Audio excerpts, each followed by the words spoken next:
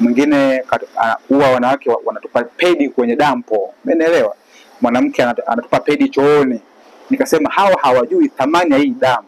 Jamani, damu ya hedhi, hii damu sio uchafu. Hii damu ni ishara ya nguvu ya mwanamke, ya uumbaji kwenye hii dunia. Ni ishara kubwa ya upendo wa mwanamke katika hii dunia, upendo wa ndani. Damu ya hedhi ni ishara ya kila kitu unachokiona wewe. Furaha ya ndani, amani ya ndani, uumbaji wa kila kitu unachokiona wewe. Sasa ili uitunze vizuri damu hii ya hedhi, hupaswi kwenda kuitupa kwenye dampo. Hupaswi kwenda kuitupa chooni. Hupaswi kwenda kuitupa jalalani, kwa sababu imebeba nishati kubwa sana ya msingi. Unaelewa? Na ndio maana hapa natoa elimu kubwa namna gani unaweza ukatumia tumbo la mwanamke kuweza kupata chochote unachokihitaji, kwa sababu tumbo la mwanamke limebebwa na kila kitu cha thamani. Nimezungumzia damu ya hedhi, ni damu ina thamani kubwa sana. Ule sio uchafu. Kwa nitakufundisha mbinu ya namna gani unaweza kuhifadhi damu ya hedhi ikakuletea mafanikio na faida kubwa sana kwenye huu ulimwengu. Umeelewa bwana? Kwa hiyo nikiendelea hapo, hoja yangu ya msingi ni nini? Naomba nikukumbushe, ninazungumzia sheria ya asili ambao binadamu wote tunapitia, haijalishi dini yako ni dini gani. Sheria ya asili haiangalii dini. Namna gani mwanamke anaweza akawa ni mkombozi kwenye dunia kwa kutumia nguvu aliyopewa na Mungu ambayo iko chini ambayo kwenye tumbo lake la uzazi. Ndio mada yangu kubwa ya msingi ambayo nafikiri inapaswa unielewe. Na nikazungumza kitu cha msingi kabisa kwamba ndani ya tumbo la uzazi unakutana na damu ya asili, damu ambayo mwanamke anaipata bila ya kuwa na ya kuwa na jeraha sehemu yoyote ya kila mwezi. Umeelewa? Hii ni ishara kubwa sana ya vitu ambavyo wewe kama mwanamke na mwanaume inapaswa uvijue. Nikani naeleza kwamba lazima uzingatie matumizi sahihi ya damu ya hedhi. Kwa hiyo ninakukataza kuanzia leo usidiriki kwenda kutupa damu zile pedi chooni. Kwa sababu chooni kuna energy chafu, kuna umeme mchafu, kuna nishati chafu. Kwa pedi yako ukikwenda kuitupa chooni, manake umejiunganisha na uchafu wa chooni. Pedi yako ukikwenda kuitupa jalalani, manake umejiunganisha na uchafu wa jalalani. Pedi yako ukikwenda kuitupa kwenye dampo, manake unajiunganisha na uchafu wa dampo. Ndio maana unaona wanawake wengi maisha ni magumu, wanawake wengi wanapitia changamoto za kimahusiano, wanawake wengi wanapitia changamoto za kimalezi, wanawake wengi wanapitia maumivu, ni single mothers, kwa sababu tu alijiunganisha na uchafu wa dampo, alijiunganisha na uchafu wa jalalani kupitia damu ya uumbaji, damu kubwa duniani ambayo ni damu ya hedhi. Umeelewa? Kwa huenda sasa hizi unapitia matatizo makubwa sababu tu ulijiunganisha mwenyewe na nguvu uliokuwa nayo ya damu yako yenye thamani, ukaenda kuitupa kwenye dampo. Mwisho wa siku ukachukua energy ya uchafu wa dampo, ndio ikawa sehemu ya maisha yako. Umeelewa?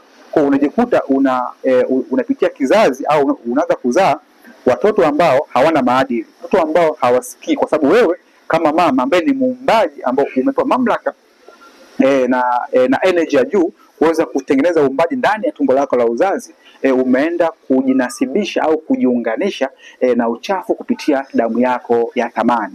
Kuanzia leo nakwambia damu ya hedhi sio damu ya uchafu. Ule sio uchafu. Ile ndo damu namba moja ambayo imetuumba sisi binadamu wote hapa duniani. Kwa hiyo nakushauri sana, popote ulipo mwanamke, chochote unachokifanya hakikisha unazingatia kanuni sahihi za sheria za ulimwengu, namna gani unaweza ukahifadhi damu yako sehemu salama na ukaitumia damu ya hedhi kuweza kutatua mambo yako yote, kwa sababu kupitia damu ya hedhi ambayo ipo kwenye tumbo la uzazi la mwanamke una uwezo mkubwa sana wa kutatua aina ya kero zote, changamoto zote. Una ajira, una kazi, mahusiano yanakusumbua, silaha unayo. Hii ni siri imefichwa kwa muda mrefu sana. Ulipaswa usijue, ila mimi leo na kufahamisha kwamba lazima ujue hivi vitu. Ni vya muhimu sana, kwa sababu nimeona dunia watu wanateseka sababu tu hawana maarifa. Na haya maarifa nakupa, ukiyatumia, nikikuelekeza baadaye ukiyatumia, utakuja kunishukuru sana. Na imekuwa ni bahati umefungua hii channel. Umefungua hii channel, unakutana na ujumbe unakuhusu sana. Unaelewa? Sasa nini cha kufanya? Nilikuwa naelezea utukufu mkubwa wa tumbo la uzazi la mwanamke. Popote unapoona mwanamke, ndugu yangu, maana yake unaiona dunia.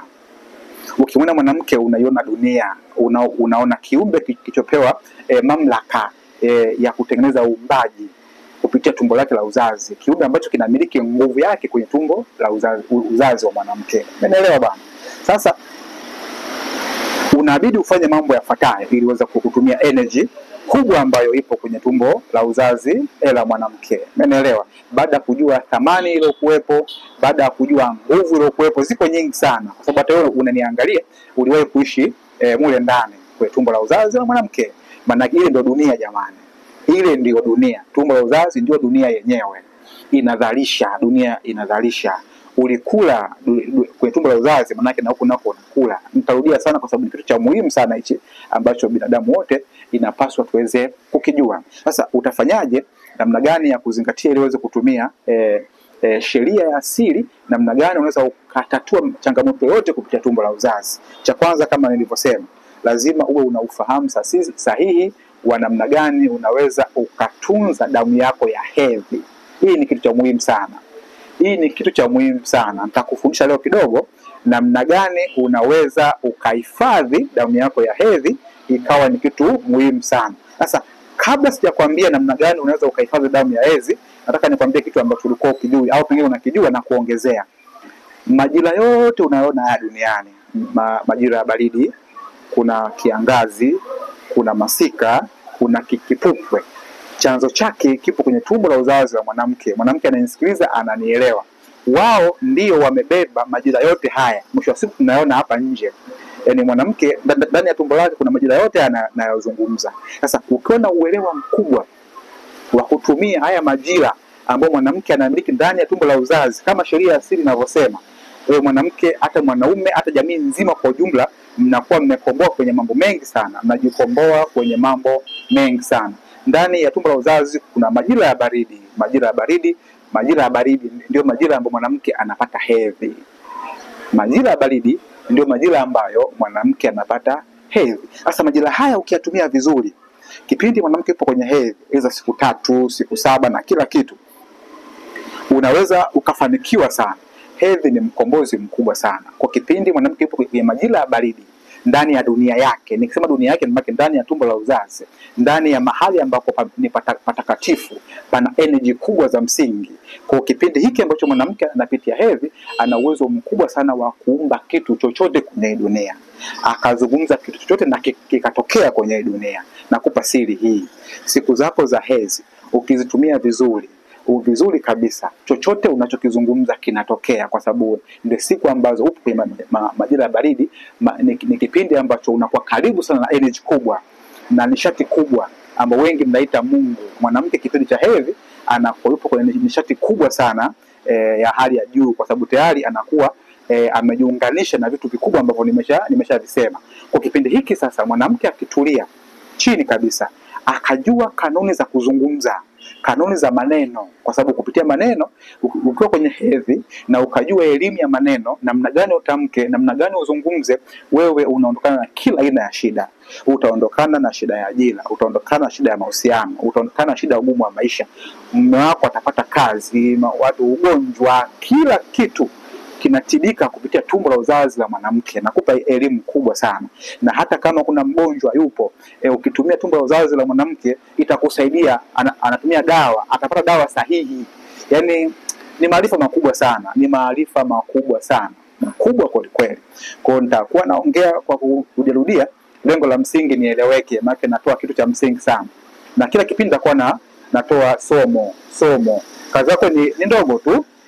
Utashawishi watu, utashare hii linki. Umeelewa? Utashare linki, utasubscribe, utalike na kadhalika. Cha msingi tu watu wengi wafikie. Sasa kipindi ambacho mwanamke yupo katika zile period, siku zake, ni kipindi ambacho nimesema mwanzo anakuwa kwenye majira ya baridi. Umeelewa?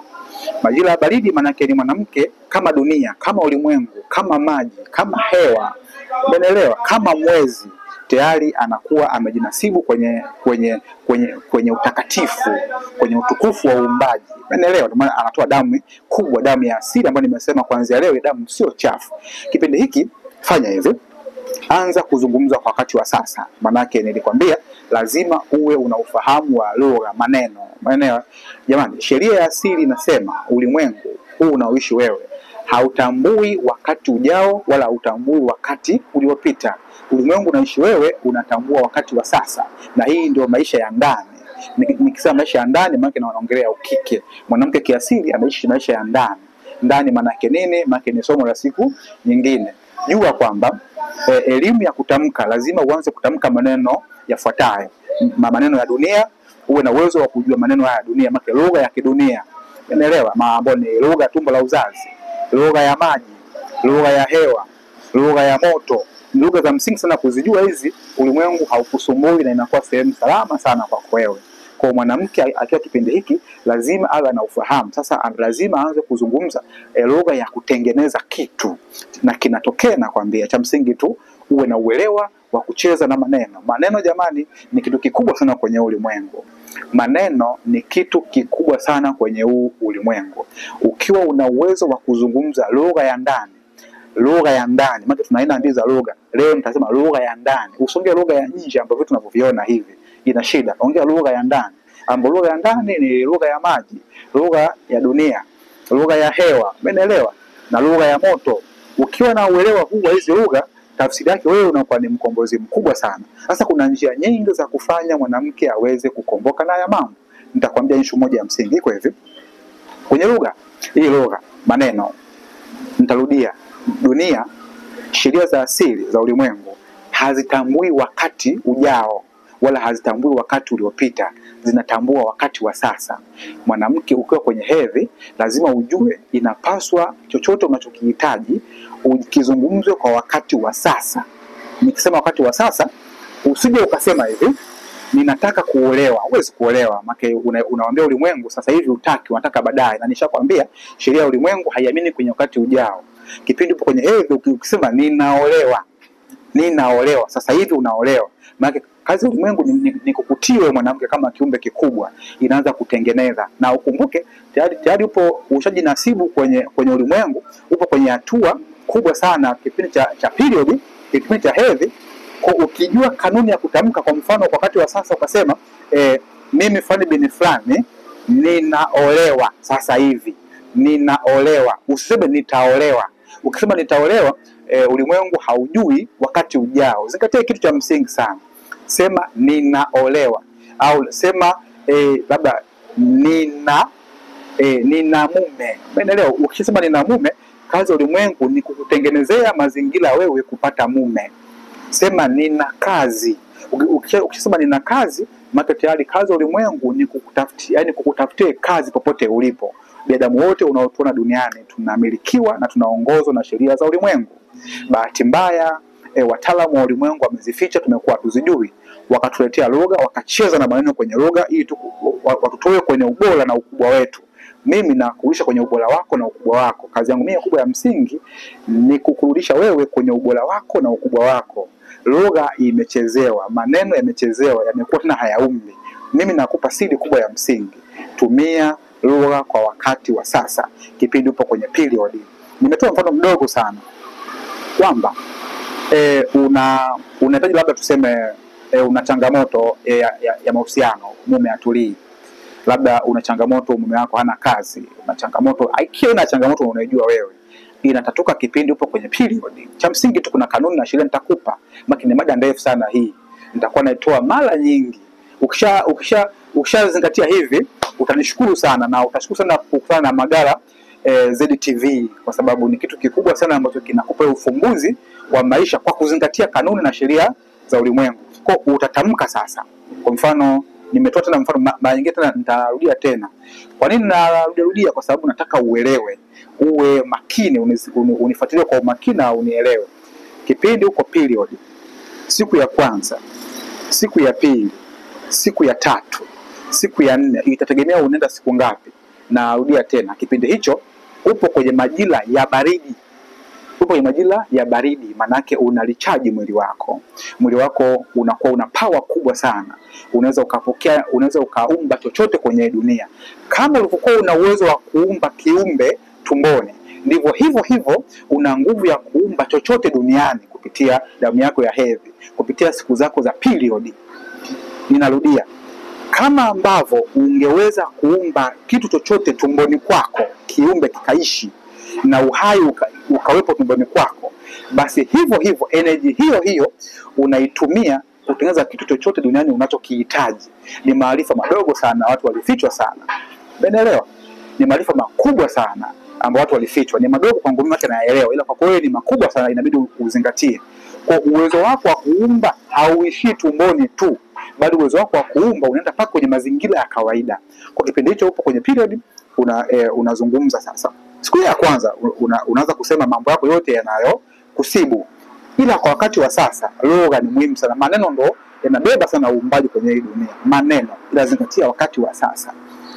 Unasema labda siku ya kwanza ile umeanza umeenda siku zako, unasema tu kwamba mimi fulani bini fulani nina mume na nina kazi na ninaishi naye kwa maisha ya furaha. Limeisha hilo. Kipindi una period unasema mimi fulani bini fulani nina mume, umeelewa? Nina mume, ana kazi, tunaishi maisha ya furaha. Kwa sababu una uwezo mkubwa wa kuumba. Kazi ya ulimwengu inaumba kile ulichokisema, inatambua wewe ndio unaishi hivyo. Kwa ulimwengu unakutii wewe mwanamke, inakutii kile ulichokisema, inaanza kutengeneza. Ila ukakosea ukasema mimi fulani bini fulani ninataka kuolewa, nitakuwa na mume, tutaishi maisha ya furaha. Hakuna chochote utachokipata kwa sababu umetumia wakati ujao.